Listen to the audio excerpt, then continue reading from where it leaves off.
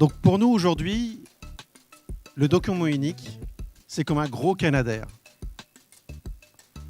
Ça permet d'éteindre les incendies, mais dans le même temps, ça noie aussi l'usine. Donc on ne peut plus y travailler. Et puis, en plus, il faut amener beaucoup de ressources extérieures. Or, des ressources extérieures, ce n'est pas toujours si simple que ça. Donc c'est pour ça qu'on vous propose la création de notre document unique, mais par la méthode des colibris. Et qu'est-ce que c'est la méthode des colibris? C'est l'ensemble des salariés de l'entreprise qui, eux, vont réussir à l'éteindre l'incendie, mais par petites béquilles de gouttes d'eau, et qui, du coup, ne vont pas noyer l'entreprise. Au contraire, vont permettre à l'entreprise d'être en permanence à la fois à l'abri des risques et en même temps en capacité, d'éteindre les incendies.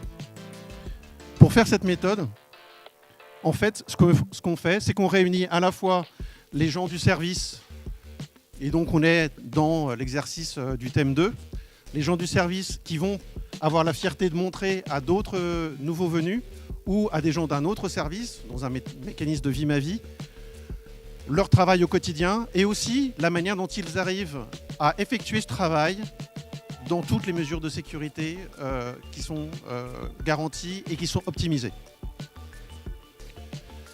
Puis, on va faire en sorte que l'ensemble des membres de ce service se réunissent dans une réunion avec la présence du préventeur que vous voyez en vert et qui vont échanger avec tous leurs invités pour dire voilà ce que moi j'ai retenu des risques du service.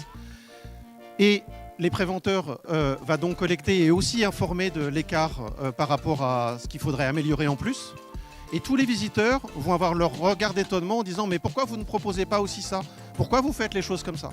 Et donc on va commencer à rentrer dans un plan d'amélioration continue en proposant des améliorations par rapport à l'existant, y compris par rapport à des gens qui ont eu la fierté de montrer ce qu'ils savaient bien faire et comment ils savaient se protéger au mieux jusqu'à présent. En rassemblant l'ensemble de ces contributions de service, on arrive donc à un document qui est unifié, qui est utile, qui est ultime et qui est la représentation de l'ensemble des services de l'entreprise. Donc la force de la méthode des colibris, c'est qu'elle est participative, collaborative, donc qu'elle est issue du terrain. Et donc on va avoir une évaluation qui va remonter et non plus une évaluation descendante. Parmi les freins à noter, par contre, une organisation importante en amont, ainsi qu'une participation des salariés un peu plus importante. Mais la méthode colibri, c'est surtout investissement des salariés, c'est aussi renforcement de leurs valeurs par rapport à leur organisation du travail et c'est aussi redonner du sens au document unique.